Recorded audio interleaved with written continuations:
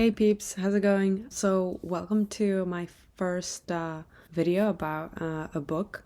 So I realized that something I like to do absolutely the most is imagine myself sort of explaining things to people or teaching, right?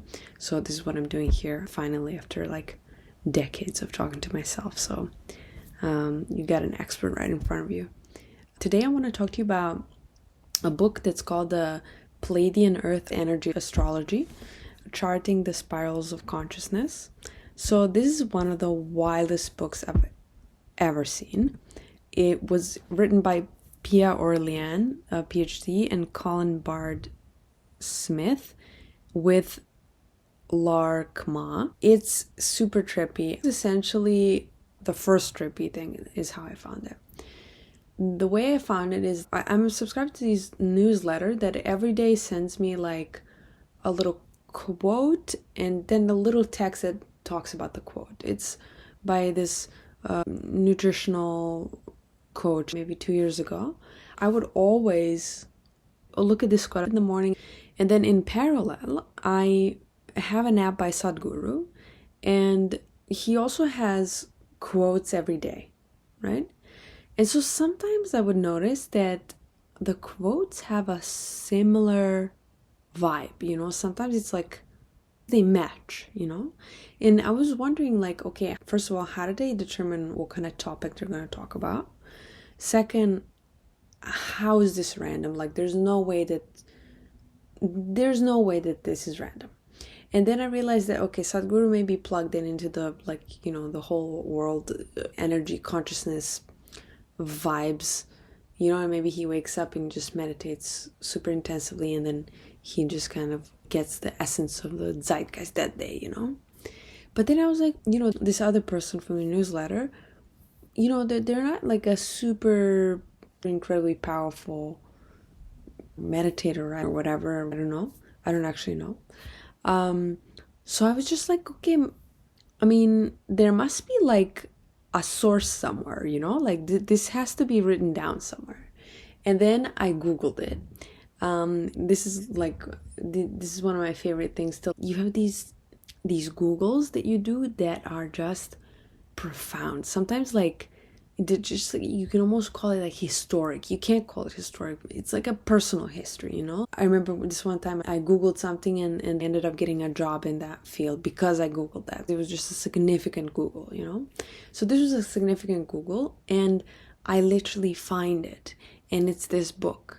So this book has a calendar at the end of it that has all the dates since like 1977 or something to 2050.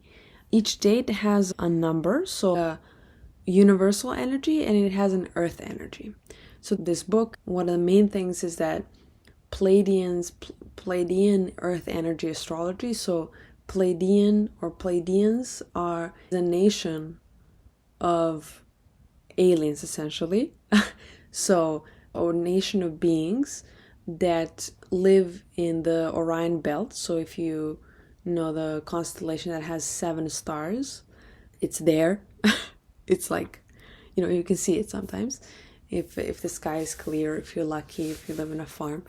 Essentially, the people who wrote the book had intense meditations and downloads and managed to communicate with these beings and then sort of download all this wisdom and put it in this book.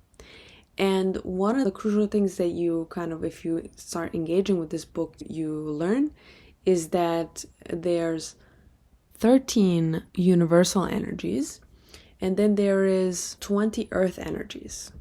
So universal energies go from 1 to 13, so 1, 2, 3, 4, 13. And then earth energies, they're not numbers, they have like a name. So for example, planting, moving, transcending, remembering, loving, feeling, devoting, illuminating, choosing, exploring, healing, seeing, intuiting, evolving, self-regulating, catalyzing, enlightening, being, breathing, listening. And then, so that was 20. So planting again, moving, transcending, remembering. And essentially they all kind of roll over in spirals, in cycles, right? And then they repeat. And then also universal energies also roll over and repeat in these cycles, and they go from 1 to 13. And for each of these universal energies and earth energies, you have like a paragraph. Sometimes it's like a page, sometimes it's 2 pages, but it's super interesting. And what you can do is you can, check out the date of your birthday. It tells you, it also has a section in the book that says, people who are born with this energy are usually this, and this, and usually like a paragraph as well.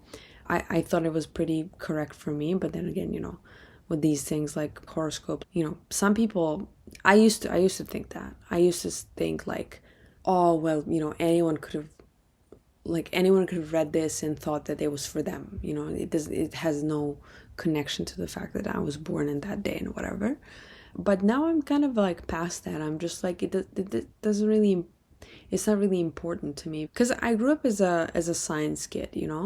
I was really like, science, like it has to be like proven, experiments, logic is very, very important.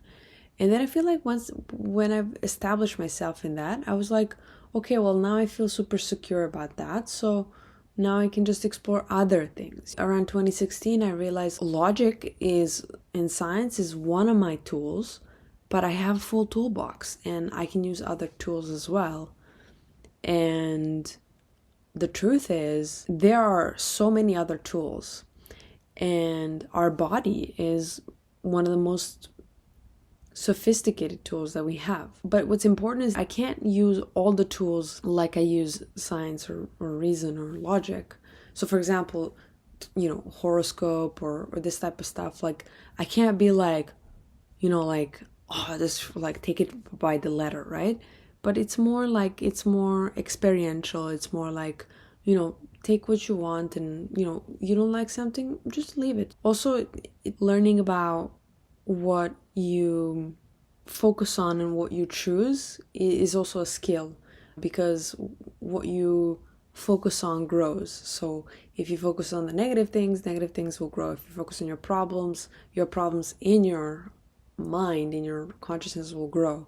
But if you focus on what you already have, or if you focus on options that you have or solutions or stuff like that, then they will grow and they will become important. And that's a skill, and that takes time to build. Cool. So that's all I had to say for today. Thanks for listening.